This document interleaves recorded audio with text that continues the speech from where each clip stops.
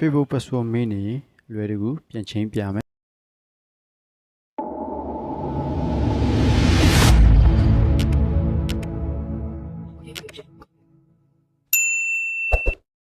ပထမဆုံး Facebook တွေကိုဝင်မယ်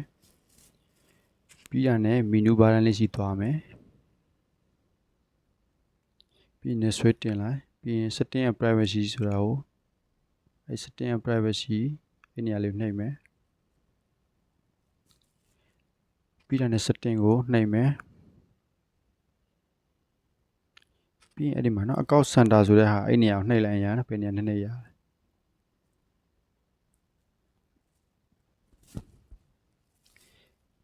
ပြီးရင်အဲ့ဒီအောက်မှာ password and security ဆိုတာရှိတယ်အဲ့နေရာလေးနှိပ်မယ်ပြီးရင်အဲ့ဒီပေါ်ဆုံးက change password အဲ့ဒီ change password ဆိုတာလေးကိုနှိပ်မယ်ပြီးရင်ကိုယ့်ရဲ့ Facebook အကောင့်ကိုနှိပ်မယ်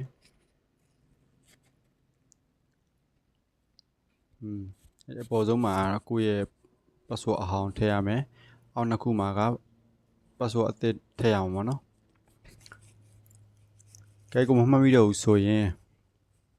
အဲ့ဒီအောက်ကစာကြောင်းအပြလေး forgot your password အဲ့ဒီဟာလေးကိုနှိပ်လိုက်ပြီးရင်အဲ့ဒီမှာ WhatsApp ဆိုတဲ့ application တောင်းပြီးတော့ကိုယ့်ရဲ့အခုဖုန်းနံပါတ်လေးနဲ့ချိန်ထားလိုက်ပါတော့အခုလက်ရှိဖုန်းနံပါတ်ကိုကြည့်ပါတော့ဒီမှာအခုကိုတောင်းတဲ့လက်ရှိဖုန်းနံပါတ်ကို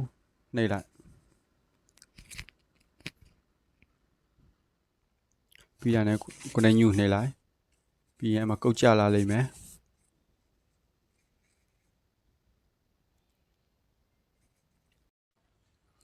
အဲ့ဒီမှာကိုယ့်ရဲ့ password အသစ်လေးထည့်လို့ရပြီနော်အမှန်ကြည့်လေးချိန်ပြီးတော့ next ကိုနှိပ်လိုက်အဲ့ဒါဆိုရင်တော့ password အသစ်လေးရပါပြီခင်ဗျာအားလုံးကျေးဇူးတင်ပါတယ်ဗီဒီယိုလေးကဒီလောက်ပါပဲစူးစမ်းနေစေမှုချစ်ပေးကြပါအောင်ခင်ဗျာ